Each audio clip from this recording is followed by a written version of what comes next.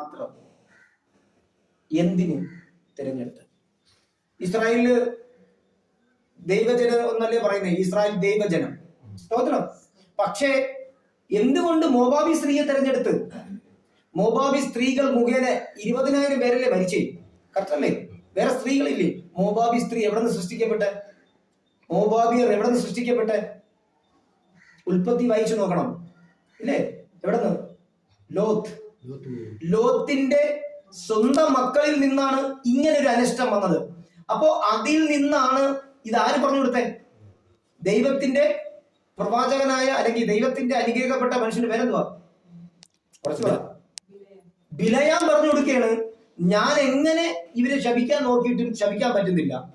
ഞാൻ ഇവരെ എന്റെ നാവ് കൊണ്ട് ശപിക്കുന്നതെല്ലാം ഇവർക്ക് അനുഗ്രഹമായി മാറുന്ന പറഞ്ഞ മനുഷ്യനെ, ദൈവത്തിന്റെ സ്തോത്ര മനുഷ്യനെ ഒറ്റ വാക്കുകൊണ്ട് തെറ്റിച്ചില്ലേ? അല്ലെങ്കിൽ ബിലയാം അത് അവിടെ നിന്ന് വിട്ട് കളഞ്ഞിട്ട് പോണ്ടേ? പോയില്ല. പകരം എന്ത് സംഭവിച്ചേ? അവന് പ്രതാപങ്ങളും പ്രശസ്തികളും പണങ്ങളും കാണിച്ച് യഥാർത്ഥ ദൈവത്തിന്റെ അനുഗ്രഹത്തിനെ കുറിച്ചുള്ള അറിവിനെ തെറ്റിച്ച്, ശ്രദ്ധിച്ചു നോക്ക് നിങ്ങൾ, ഇവൻ പറഞ്ഞു കൊടുക്കുകയാണ് മോവാബി സ്ത്രീകളെ. ഹലോ,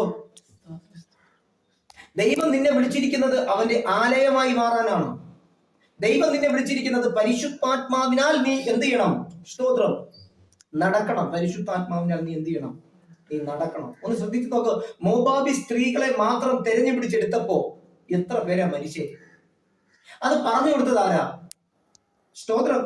ഇന്ന് നമ്മൾ അനേക പേര് നമ്മുടെ കുടുംബത്തിനകത്ത് ഇന്നത് ചെയ്യാൻ പാടില്ല, ഇന്നത് സംസാരിക്കാൻ പാടില്ല, ഇന്നത് പ്രവർത്തിക്കാൻ പാടില്ല എന്നല്ല നമുക്കറിയാം. അറിഞ്ഞൂടെ? അറിയാം. പക്ഷെ നമ്മൾ ചെയ്യുന്നതാ? നമ്മൾ യഥാർത്ഥത്തിൽ ആരാ വാക്കാ കേൾക്കുന്നേ? നിങ്ങൾ ശ്രദ്ധിച്ചു നോക്ക്, ഒരു കുശുമ്പ് നിന്റെ അകത്തുണ്ടെങ്കിൽ അതേപോലുള്ള 10 പേരെ നിന്റെ കയ്യിൽ എത്തിച്ചേരും. ഭർത്താവിനെ നിനക്ക് സംശയമാണ് നിന്റെ ഉള്ളിനകത്ത് ഇരിക്കുന്നെങ്കിൽ അതേപോലെ ഒരു 10-20 എണ്ണത്തിനെ കണക്ട് ചെയ്ത് നമുക്ക് കൊണ്ടുവരും.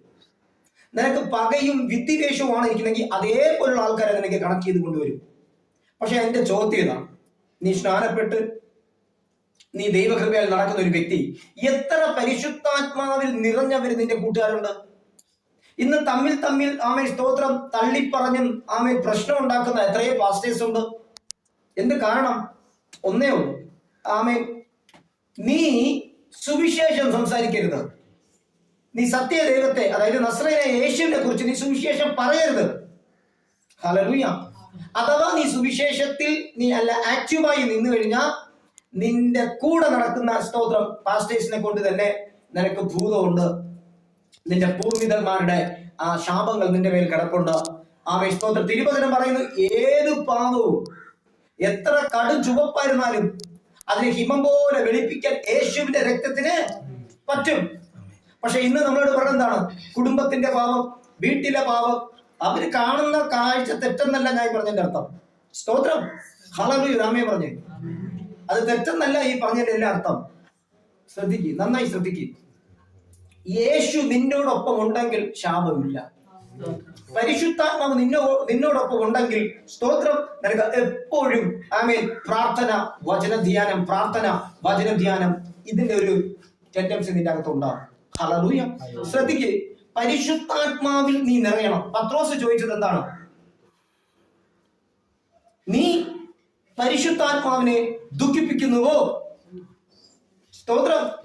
പരിശുദ്ധാത്മാവിനെ ദുഃഖിപ്പിക്കുക എന്ന് പറഞ്ഞ അപ്പോസ്തല പ്രവൃത്തിയിൽ പരിശുദ്ധാത്മാവാണ് സഭയെ നിയന്ത്രിക്കുന്നത്. അവിടെ സെക്രട്ടറി ഇല്ല, പ്രസിഡന്റ് ഇല്ല, ഖജാൻജി ഇല്ല, പരിശുദ്ധാത്മാവാണ്. അപ്പൊ ആ പരിശുദ്ധാത്മാവിനാൽ നിറഞ്ഞ് ആ പരിശുദ്ധാത്മാവിനാൽ നിൽക്കുന്ന സഭയിലാണ് അനീനിയാസും സഫീറയുടെയും ചെറിയ ചെറിയ സംഭവങ്ങളും. അവിടെ സംഭവിച്ചെന്താ? നീ പരിശുദ്ധാത്മാവിനെ ദുഃഖിപ്പിക്കാൻ, ഹലോ, നമ്മൾ ഇന്ന് പ്രസംഗിക്കുന്നു, പ്രാർത്ഥിക്കുന്നു, ആരാധിക്കുന്നു ഒക്കെ ചെയ്യുന്നെങ്കിലും പരിശുദ്ധാത്മാവിനോട് ഇണങ്ങിച്ചേർന്ന് പരിശുദ്ധാത്മാവ് പറയുന്നത് നമ്മൾ അനുസരിക്കുന്നുണ്ടോ?